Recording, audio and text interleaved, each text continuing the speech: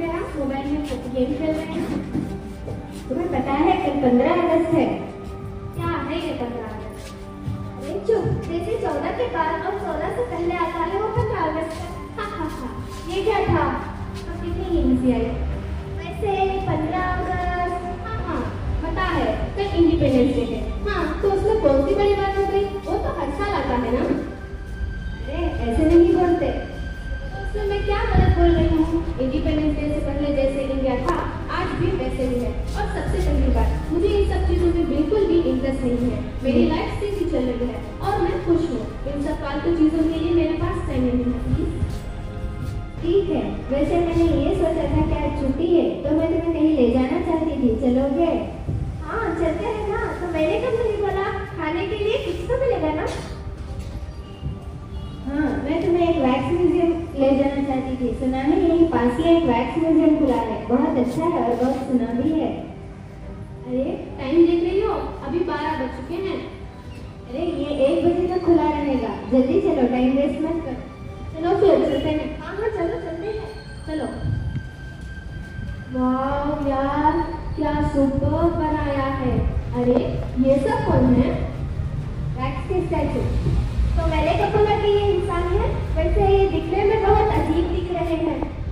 अरे ऐसे नहीं बोलते, ये सब हमारे फ्रीडम फाइटर्स हैं जो वैक्स से बने हुए हैं और प्लीज इनकी इज्जत करनी चाहिए।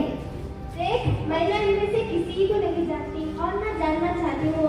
अगर तुम दोनों को इन्हें देखना है तो देखो, मैं जा रही हूँ। हाँ, अगर वापस जाना है तो बुला लेना। अरे रुक, जाने देना यार, क्यों फोर्स करें? चल ऐसे चलते हैं। चल चल के कुछ कैंटीन में खा लेते हैं।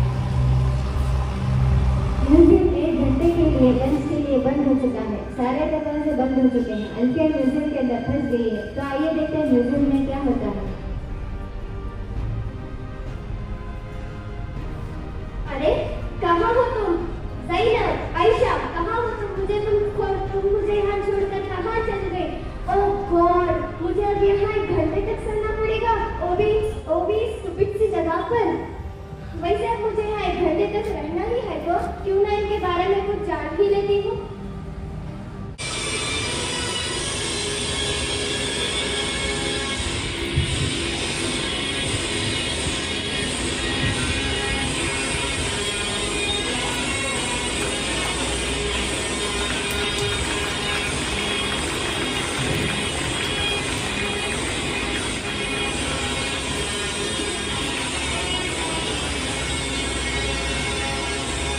जी लड़की, सो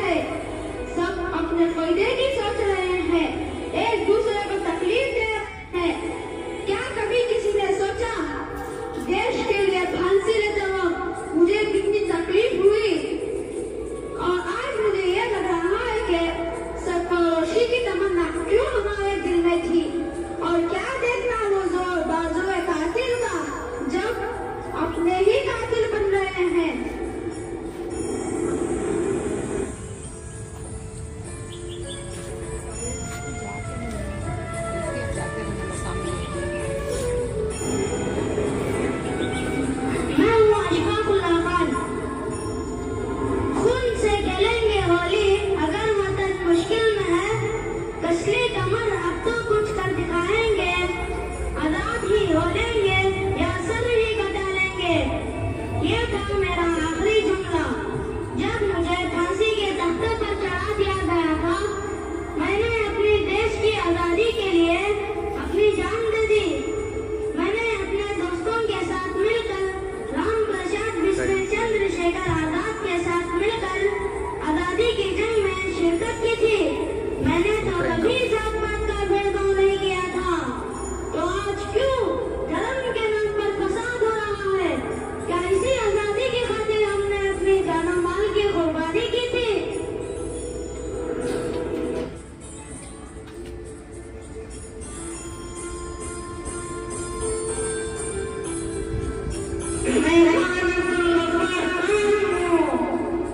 एक मुसलमान परिवार से होकर मैंने किसी में भेद नहीं समझी।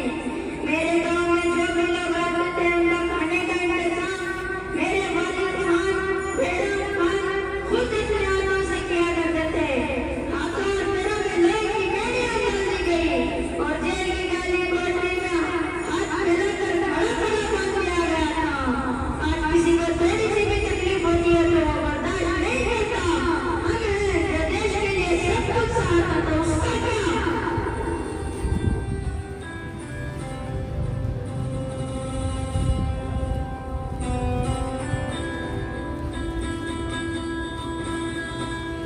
मैं मौलाना आजाद हूँ और इस आजाद मुल्क का पहले वजीर तालीम बना। मैं अपनी सारी जिंदगी इस हिंदुस्तान का ख्वाब सजाया हुआ था और उस ख्वाब को पूरा करने के लिए मैंने अंग्रेजों से बगावत की। मगर अफसोस आज मेरा नाम इतिहास से भुलाया जा रहा है। लेकिन सच तो कुछ देर दबाया जा सकता है लेकिन झुटलाया नहीं जा सकता।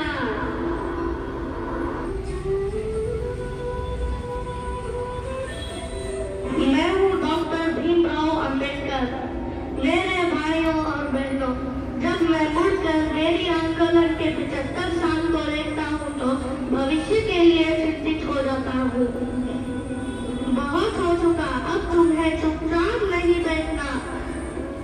जात पात के इस दलदल से बाहर निकल आइए जिसने हमें बदतर से बदतर जिंदगी दी है।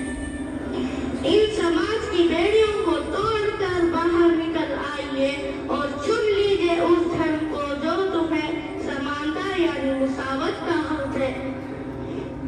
भले ही मैं एक अछूत के रूप से पैदा हुआ हूँ लेकिन मैंने तो कभी इस धर्म को इनकार नहीं किया बल्कि सबको एक जैसा सलूक करने की जद्दोजहद में कामयाब तो बना।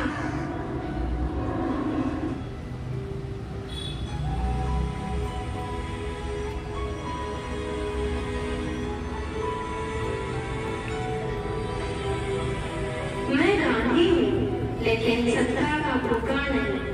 देश का वफादार हूँ, स्वतंत्रता चाहता हूँ। चाहे जो भी कहना है कह दो, मैंने कहकर नहीं करके दिखाया है।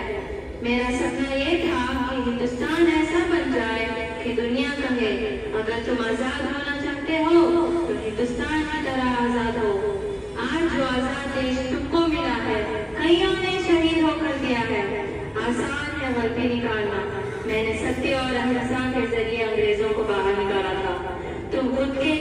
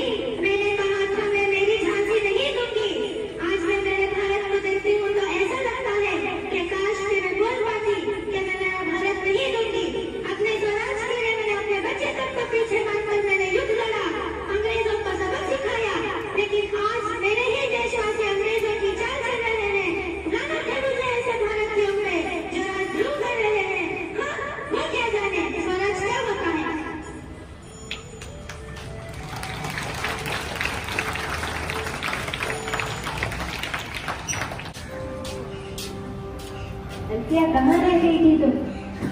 मैं गलत थी अपने देश और इन मशहूर शख्सियतों को लेकर। इन्हीं लोगों की वजह से आज हम एक आजाद मुल्क में रहते हैं। हमें इनके कुर्बानियों का एहतराम करना चाहिए। हाँ, तुमने सही कहा। कईयों ने जंग की तो कईयों ने कानूनी वकालत के जरिए जद्दोजहद की, अपनी जान और माल की परवाह किए बगैर हिंदुस्तान को आजादी दिलाई। हाँ, आम लोगों के लिए अपनी जान का नजराना पेश करना बहुत बड़ी बात है, लेकिन आजादी के इन परवानों के लिए पूरा हिंदुस्तान हमेशा इनका शुक्रगुजार और कर्जदार रहेगा। शुक्रिया।